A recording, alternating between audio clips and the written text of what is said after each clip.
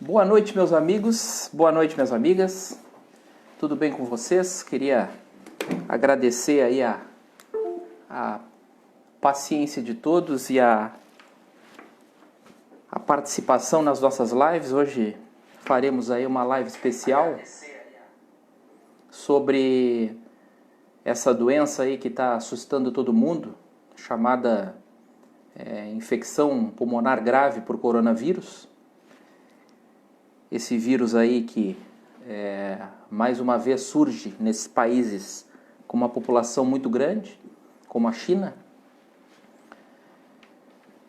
E as pessoas agora estão, ao longo das semanas, estão aí ficando muito preocupadas, porque logicamente essa infecção, essa disseminação, essa epidemia de coronavírus, ela já levou aí 171 pessoas no mundo à morte e há mais de 8.200 aí infectados por esse vírus. É um vírus, e hoje eu faço questão de falar bastante sobre isso, é um vírus muito semelhante, né, ao vírus ali da gripe A, que infestou e assolou aí o Brasil e o mundo há alguns anos atrás. E realmente também foi assustador naquela época, né? Aconteceram muitas mortes e ainda acontecem mortes por infecção por H1N1. E o coronavírus, ele não é diferente, né, do vírus influenza H1N1. Ele tem o mesmo perfil de transmissão. Ele é transmitido aí da mesma forma que o H1N1. E é muito importante que a gente hoje converse um pouco sobre essa doença para que se não pairem dúvidas aí sobre as formas de prevenir. A Organização Mundial de Saúde, na presente data, hoje, ela declarou aí essa situação de infecção pelo coronavírus como uma emergência de saúde pública de interesse internacional. A OMS, desde 2005, ela só fez isso 5 ou 6 vezes. Para a OMS, para a Organização Mundial de Saúde, declarar essa emergência de saúde pública de interesse internacional, realmente o caso tem que ser muito grave, né? A epidemia tem que ser muito grave e realmente tem que estar fora de controle do seu país de origem. Eu queria só falar de um breve histórico, né, desse novo aí, vírus, aí, desse coronavírus. Os vírus, eles são patógenos, são micróbios, né, que acabam tendo entrada no nosso organismo através das nossas mucosas. Então, através da boca, através do nariz, alguns vírus através de vias sexuais, mas o coronavírus especificamente, ele é transmitido pelo contato com secreções, com gotículas respiratórias de pessoas infectadas, de pessoas contaminadas. Como é que a gente pode prevenir essa infecção pelo coronavírus? A gente precisa ter aquela chamada etiqueta da tosse, né? Então, as pessoas aí que estão com quadros gripais devem tossir sobre o braço, né? Devem usar máscaras, devem evitar ambientes muito fechados e com muitas pessoas. Isso vale também para as pessoas que não estão doentes. Se você tem um contato com alguma pessoa com um quadro de resfriado, com um quadro gripal, ou seja, com tosse, com coriza, com febre. A febre é um sintoma muito importante nessas infecções mais graves. Se você tem esse contato com essas pessoas, e principalmente de pessoas que estiveram na China recentemente, você deve realmente procurar se afastar, né, ou procurar se proteger, evitar grandes multidões, né, evitar lavar bem as mãos, usar álcool gel, para que esse vírus ele não consiga ter acesso ao seu organismo, porque inevitavelmente se você toca numa secreção contaminada, você acaba às vezes coçando o olho, né, colocando o dedo na boca, né, o dedo no nariz, alguma coisa assim, e acaba se contaminando.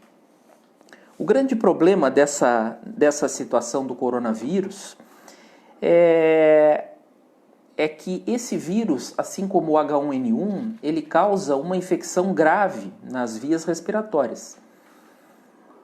Graças a Deus, em uma minoria dos casos, isso acontece. Em aproximadamente 25% dos casos, acontece uma infecção respiratória grave, aguda, que é uma pneumonia gravíssima, bilateral, e que pode levar a paciente à necessidade de o paciente a ser entubado, a precisar de ventilação mecânica, respiradores mecânicos, e essa infecção pode se generalizar e causar disfunção de múltiplos órgãos e sistemas, e com isso levar o paciente à morte. O paciente habitualmente falece, vai a óbito, por conta desse quadro grave que impede os pulmões de funcionarem adequadamente, há uma deficiência grande de oxigenação pulmonar e a pessoa, a gente sabe que o oxigênio é fundamental para manter a gente vivo, e a pessoa acaba evoluindo para a disfunção de outros órgãos. Não há ainda uma vacina e não há um tratamento específico, não há um remédio para o tratamento, para a infecção, para a infestação causada por esse coronavírus. O tratamento hoje é apenas tratamento dos sintomas, tratamento da febre, da tosse, do mal-estar e da prostração, hidratação e também o tratamento das complicações. Então, se a pessoa tem uma insuficiência respiratória, se a pessoa necessita de um suporte ventilatório, ela precisa ser entubada, ela precisa de oferta de oxigênio em abundância, ela precisa às vezes ficar com uma máscara de oxigênio, e essas pessoas devem ficar em isolamento respiratório. Agora, no final da tarde, início da noite, eu estava pesquisando e há uma notícia de uma suspeita, de um caso suspeito em Brusque. Ainda não confirmei a veracidade dessa informação, porém, há essa possibilidade de um paciente infectado por esse vírus em Brusque. Bom, eu estou apenas informando, é muito interessante esse alerta, não é para a população entrar em desespero, né, aqui no Brasil, mas o Ministério da Saúde, inclusive, já está se preparando para caso haja uma epidemia no país, que o Ministério da Saúde está se preparando com a compra de leitos de UTI em hospitais privados, né, e o estímulo aos hospitais públicos para aderirem a essas reservas de leitos de UTI para atender esse tipo de paciente. Bom, outra situação que também preocupa é o período de incubação desse vírus, né? O período de incubação habitualmente é de 4 a 7 dias. Então a pessoa é contaminada e fica sem sintomas, na maioria das vezes entre 5 e 7 dias e até 14 dias pode ficar incubado. E o que chama mais atenção é o seguinte, a pessoa mesmo não tendo sintomas, ela já pode estar transmitindo. Isso é muito sério porque dificulta muito a identificação de possíveis transmissores, de pessoas que possam estar contaminadas, e dificulta a proteção, na verdade, de todos nós, porque a gente não sabe que aquela pessoa que está do nosso lado possivelmente possa estar contaminada. Não há necessidade de pânico. Queria mandar um abraço também para o pessoal do Instagram, que nos acompanha aqui. através da outra câmera. Um grande abraço aí para o pessoal do Instagram. E a gente tem que estar preparado aí para poder tratar. Bom, eu queria também falar um pouquinho sobre o que devem fazer as pessoas para prevenir e para controlar, né, essa epidemia. Então, se você teve contato, se tu tivesse contato com uma pessoa que tem uma história de viagem internacional, principalmente para a China, recentemente, e essa pessoa que você teve contato está contaminada, ou está com sintomas respiratórios, sintomas gripais, você deve ficar muito atento para o fato de você desenvolver ou não sintomas. Quais são os sintomas, né? São sintomas de uma gripe, né? Dor forte no corpo, sintomas respiratórios, pode desencadear crises de asma, pode ter febre. Então a febre é um sintoma aí, cardinal. Então a presença de febre ela é muito preocupante e indicativa. E se você teve esse contato, você deve ficar atento. Se você desenvolver sinais e sintomas, você deve procurar imediatamente um serviço médico de referência no seu município. Se você já está com um quadro gripal, mesmo que não seja, logicamente, pelo coronavírus, se recomenda a etiqueta da tosse, que é tossir no braço, evitar contaminar as suas mãos e passar em superfícies. Principalmente os profissionais de saúde precisam efetivamente lavar as mãos, né? Precisam usar máscaras de proteção para que isso também não se dissemine no ambiente intra-hospitalar. Então tudo aquilo que você aprendeu na época do H1N1, você já pode começar a usar novamente no sentido de evitar uma exposição a esse novo vírus. Bom, de todas as medidas para prevenção, na minha opinião, a etiqueta da tosse é a principal. Então, ao tossir, você deve cobrir, né, a boca com o braço, né, que vai para o pessoal do Instagram aqui, cobrir a boca, o nariz com o braço ou com um lenço descartável e lavar as mãos com água e sabão sempre que possível. Evitar, então, a contaminação das suas próprias mãos e, com isso, evitar a disseminação desse vírus. Eu fico aberto às perguntas, aos questionamentos.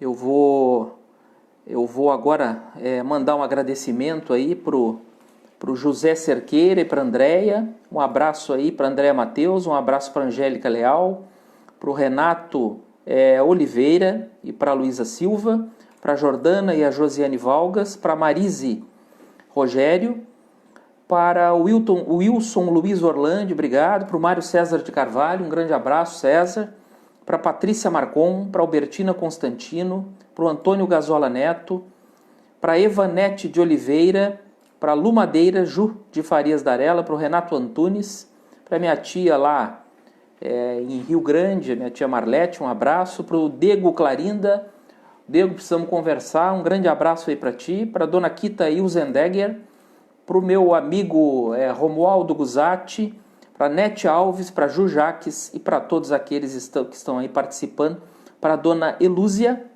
e para o Altair Damasceno, o Esqueminha, e para o Vilmar Fichter. Graziele Faust, Jane Maria Miranda, para a Kalinka Matos Gomes e para o Longa, grande abraço, para Marli Machado Domingos, para todos aqueles que estão aí na nossa live, aí, 157 pessoas nos assistindo. Bom, no Brasil, queria dar alguns dados aqui, queria mandar também um abraço aqui para o Instagram, para a Fabiana, para a Cláudia, para a Edna, para a Cibele, para a Ana Rúbia, Ana Karina, para a Rejane e para a Silvia. Bom, eu queria vou até colar um pouquinho aqui alguns dados aqui do coronavírus no Brasil. Nós temos aí 9 casos suspeitos, 43 notificações, nenhum caso ainda confirmado, 6 casos descartados, chegaram a ser uma suspeita, mas a investigação descartou o vírus. e 28 excluídos, não apresentaram os requisitos para serem enquadrados aí como suspeita. Enviem para cá, mandem aqui na nossa live as perguntas e que eu vou tentar responder na medida do possível. Eu não sou um infectologista, sou um cardiologista, mas tenho me preocupado bastante com essa situação, até porque tivemos casos aí suspeitos em Minas Gerais, nós tivemos um no Rio de Janeiro, 2 no Rio Grande do Sul, nós tivemos 3 casos em São Paulo, 1 no Paraná e 1 no Ceará. O importante é que todo o sistema de saúde, você que é médico, você que é enfermeiro, profissional da área da saúde e você que é cidadão, e você fique atento a essas pessoas que fizeram viagens internacionais recentemente e também estão com sintomas respiratórios. Bom, esses primeiros coronavírus aí, segundo a Organização Mundial de Saúde, essa subespécie aí, esse tipo de vírus, ele surgiu lá em 1960, mais ou menos, e eu digo para vocês que não havia relatos ainda de uma epidemia tão grande. Não havia relatos assim, inclusive, de óbito, né? De pessoas, de pacientes causados por essa infecção, por esse vírus. E de uma hora para outra, lá numa província chinesa de Wuhan, começou a detectar uma doença respiratória inicialmente leve, depois alguns casos de gravidade muito grande, situações de urgência e emergência, no sentido de pessoas evoluindo com uma insuficiência respiratória, uma pneumonia grave.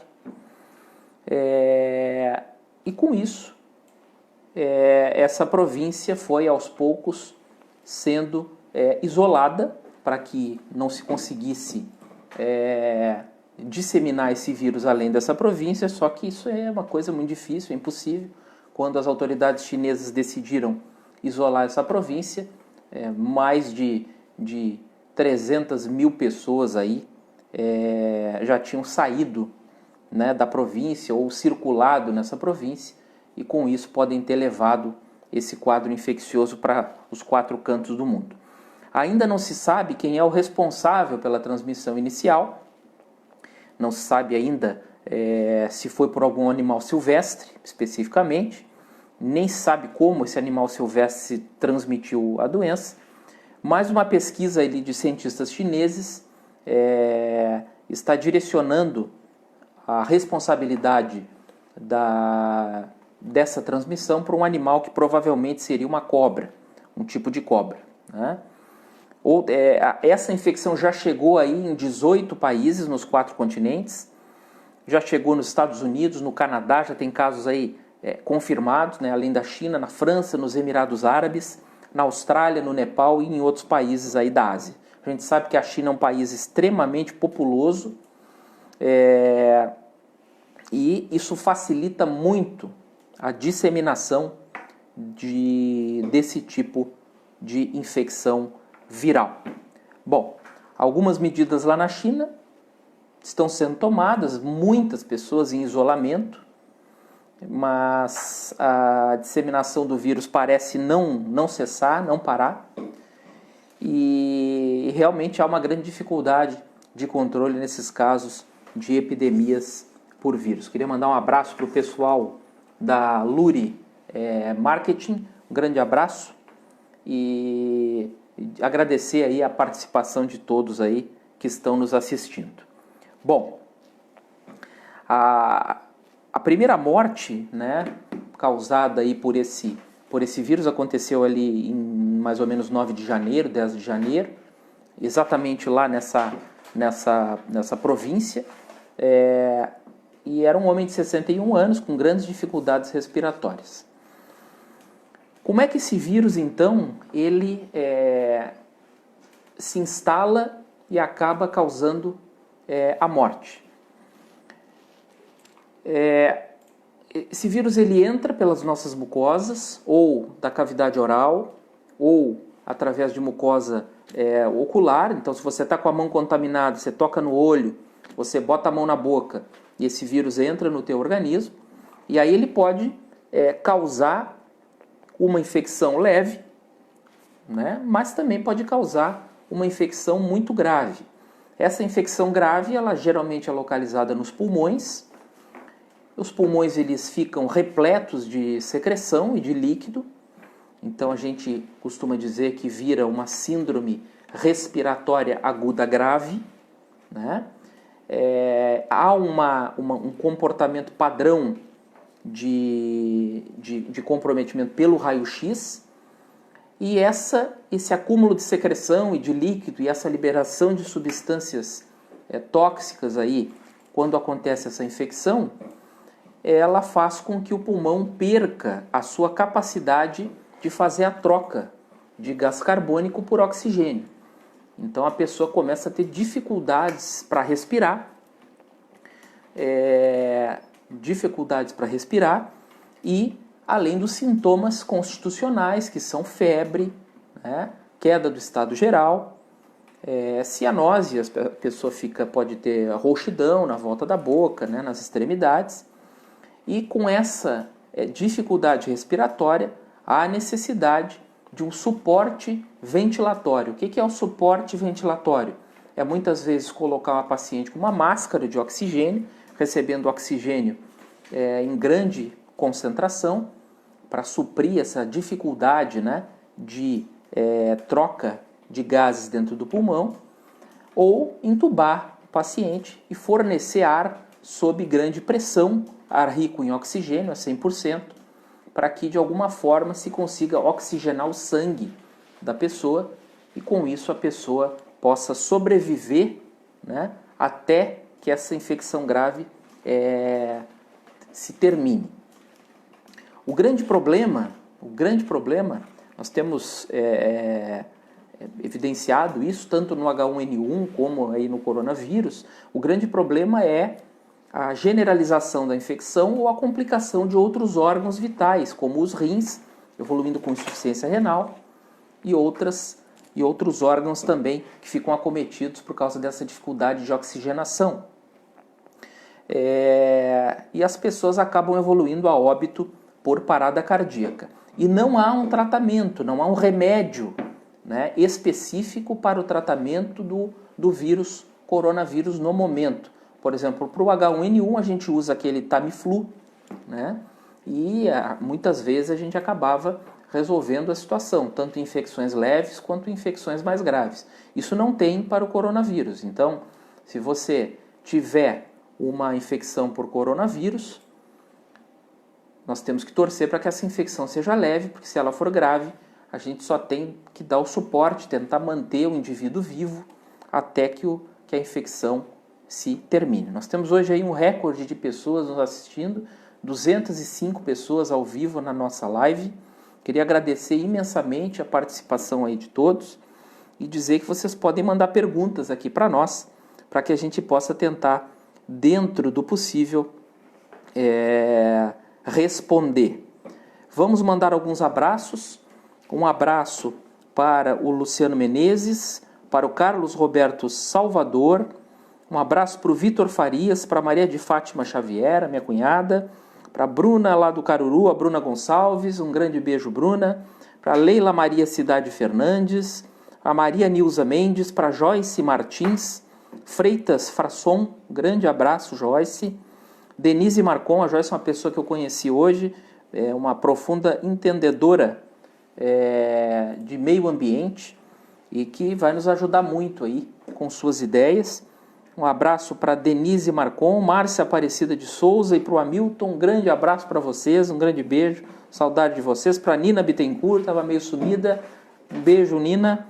Para Márcia Silva, Sandra Regina Brígido, para o meu primo lá em Rio Grande, o Diego Alexandre Luceiro, para Graziele Fausti, Terezinha de Fátima Beza Machado, um beijo, Terezinha, nos assistindo lá de Braço do Norte. Para o Gustavo Botega, também meu colega médico, um abraço aí a todos os meus amigos médicos que fazem a diferença aí, que fazem a vida acontecer. Um abraço a todo o pessoal da enfermagem. vamos estar atentos aí a essas possíveis casos de infecção pelo coronavírus. Um abraço também aqui para Silésia Correia, para Isabel Duarte Silva, para todos aqueles aqui, se eu não citei alguém, é que realmente aí nós temos aí mais de 200 pessoas assistindo a nossa live. Muitas pessoas aí têm me perguntado, me falado sobre um navio aí que estaria prestes a atracar no porto de Imbituba, né, um navio proveniente aí da China. Eu queria dizer que aqui no estado nós temos uma vigilância sanitária de excelência, uma vigilância sanitária altamente responsável, altamente competente, e assim ajudam também nesse trabalho nas barreiras de saúde, a EPAGRE, a SIDASC e outros órgãos aí envolvidos para controlar esse acesso dessas pessoas que possivelmente possam estar contaminadas.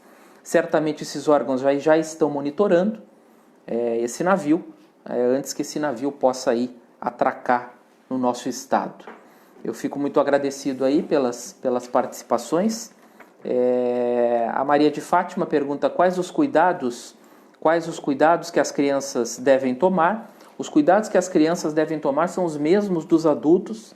Eu repito aqui que nós devemos evitar aglomerados, nós devemos evitar pessoas ou visitar pessoas que estejam contaminadas com algum tipo de vírus, que estejam com sintomas do aparelho respiratório. Então, se tu tens um vizinho, se tu tens um amigo que está com gripe, não visita ele, deixa a gripe dele passar, porque senão tu pode te contaminar. Isso vale para qualquer tipo de pessoa com infecção. A gente tem que deixar um pouquinho, ter algumas proteções para que essa infecção não nos atinja. Em relação às crianças, é a mesma coisa. As crianças elas devem ser bem cuidadas, bem protegidas, evitar o contato dessas crianças com grande aglomeramento de pessoas.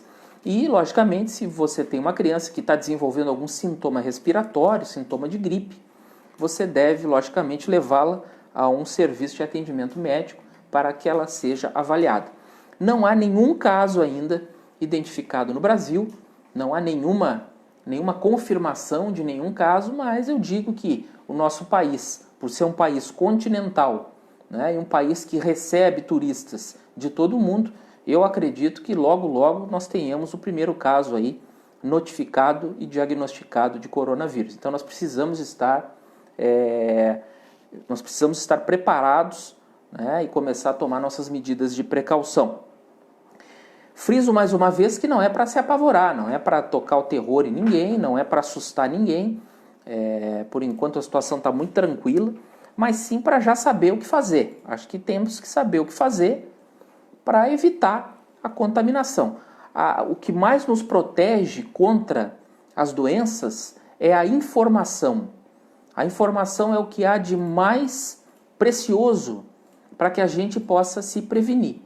E o motivo dessa live, desde que eu comecei, foi informar a população para que a própria população possa ficar mais tranquila, ter um conhecimento um pouco mais aprofundado sobre as doenças em geral, no sentido de se prevenir ou no sentido de buscar um tratamento e um diagnóstico adequado. Em relação aí às viagens, eu gostaria de dizer que a recomendação é que não se viaje para esses locais onde esteja muito concentrado esses casos aí. Ninguém vai ser maluco de estar viajando para a China, né, para passear nesse momento. Eu acredito que não é prudente, né, que se viaje para esses locais, a não ser que seja extremamente necessário. A dona Elúzia da Silva Fuster, ela perguntou muita preocupação porque eu sou diabético e tenho a imunidade muito baixa. Realmente, dona Elúzia, quem tem a imunidade muito baixa, como os diabéticos, como os cardiopatas, como os pacientes com HIV, como os pacientes que usam corticoide, como os idosos, as crianças, as faixas etárias mais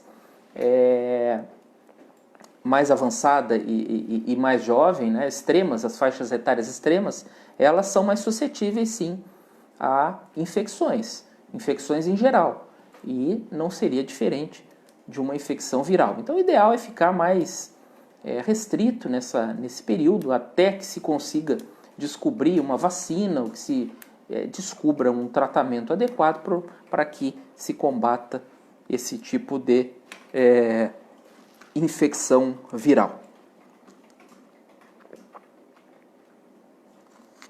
Bom, uma outra situação também em relação aos profissionais de saúde, é bom sempre dizer que essa é uma doença que deve ser notificada, a suspeita da doença tem que ser notificada. E existe formulário próprio, conforme um link que tem no site do Ministério da Saúde.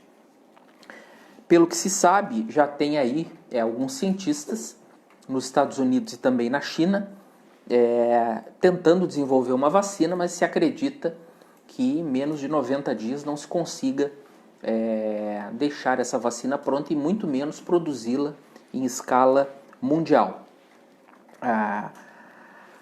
A OMS até liberou que se respeitasse aí alguns protocolos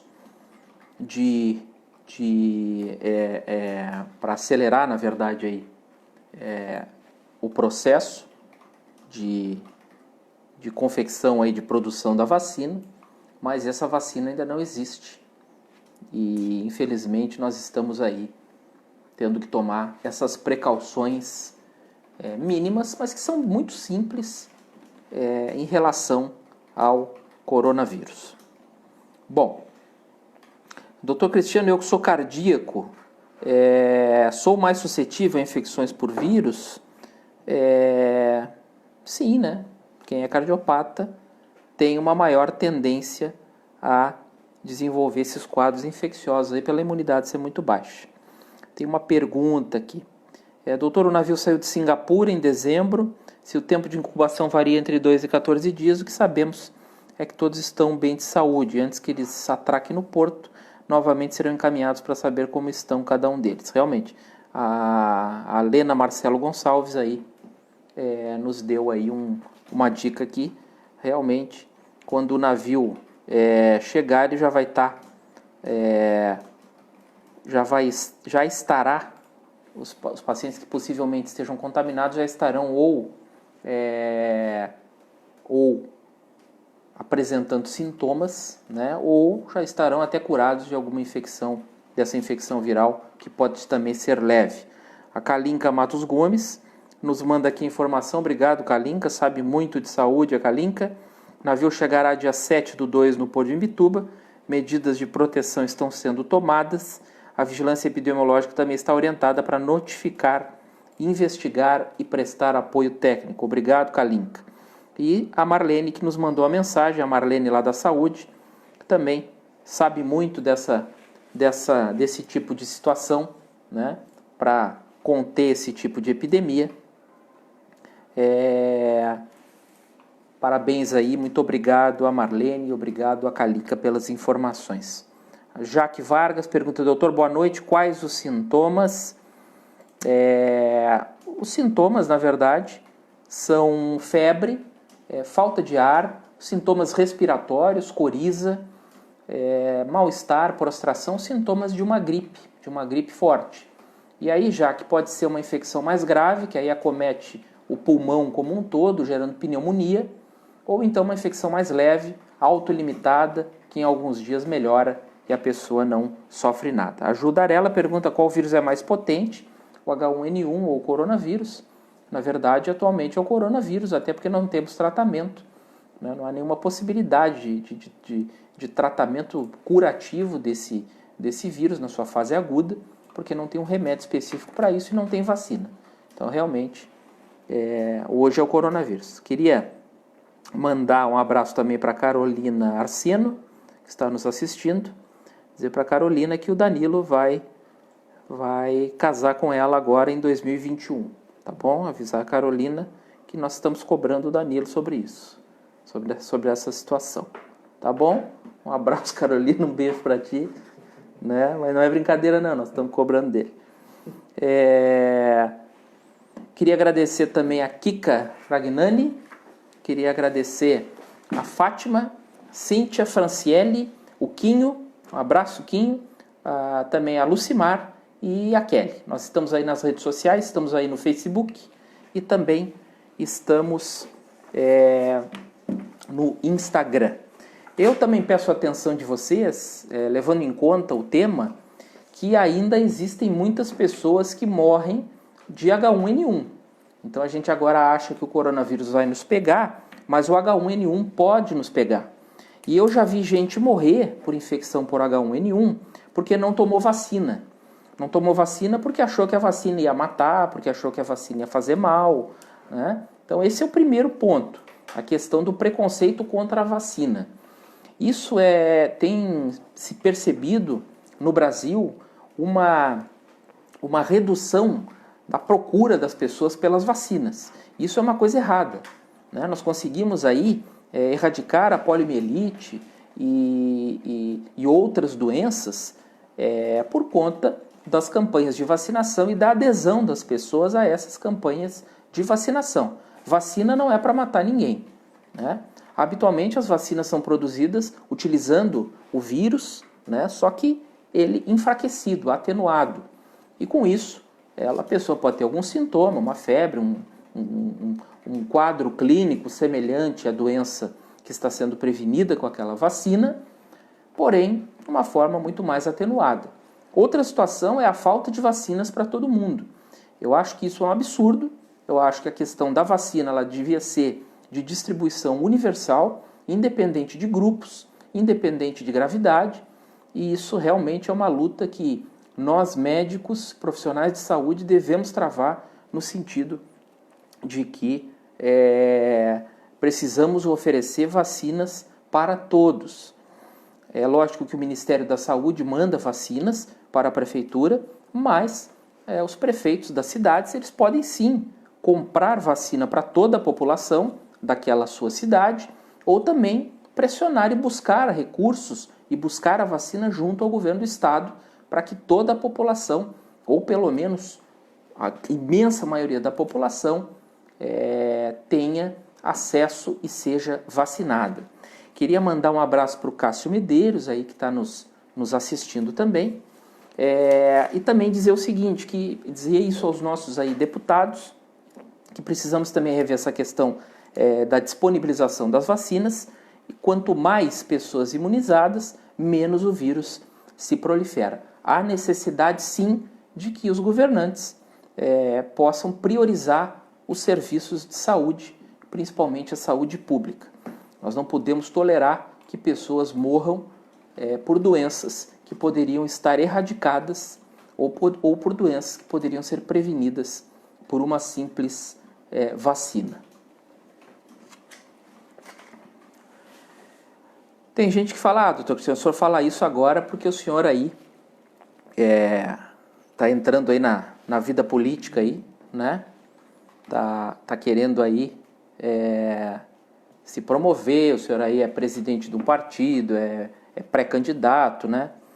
Na verdade não é esse o meu pensamento. Eu falo aqui nas minhas lives de saúde sobre a questão médica e sobre a minha opinião pessoal como médico de mudanças que podiam ser implementadas no sistema de saúde.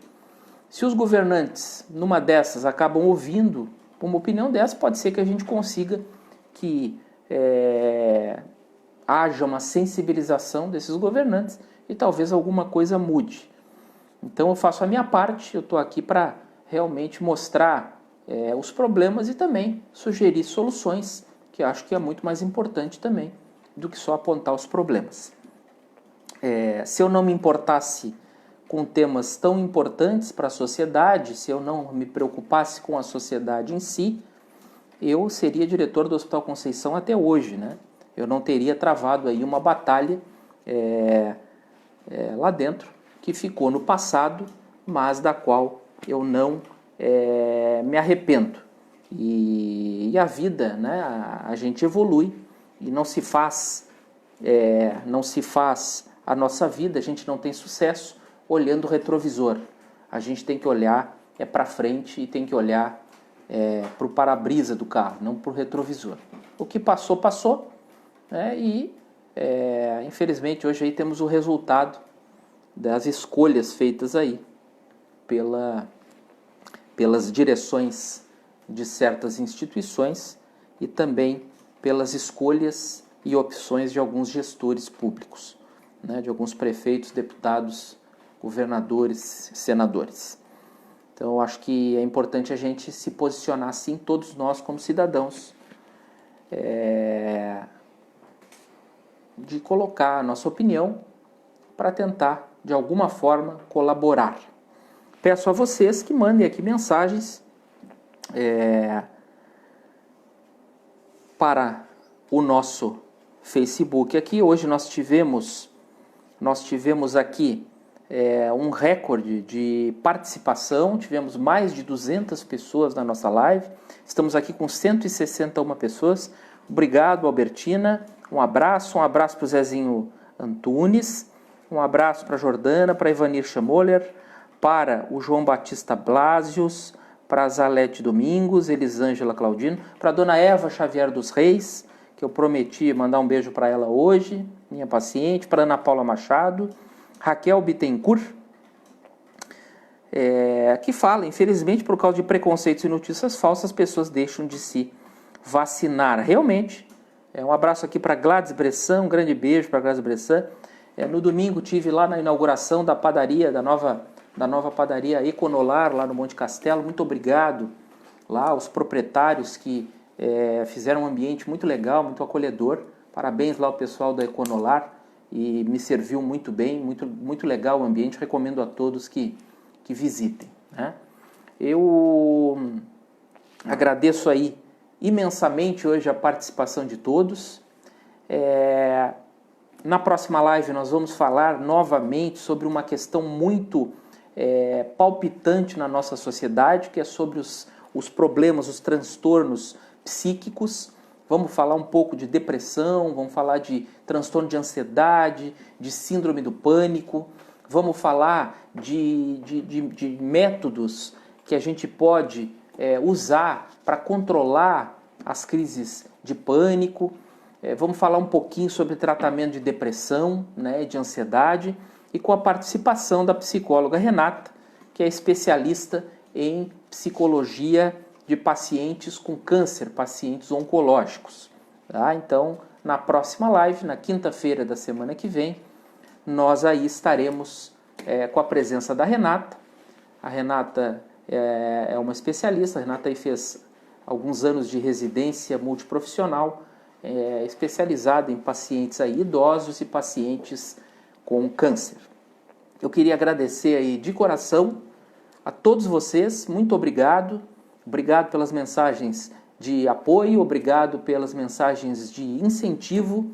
Muito agradecido a todos vocês, pela bondade de vocês, pelo carinho e por me ouvirem nas noites de quinta-feira. Fiquem com Deus, tenham um ótimo fim de semana, aproveitem a família de vocês e na quinta que vem a gente volta. Até lá, a gente se vê por aí. Um grande beijo.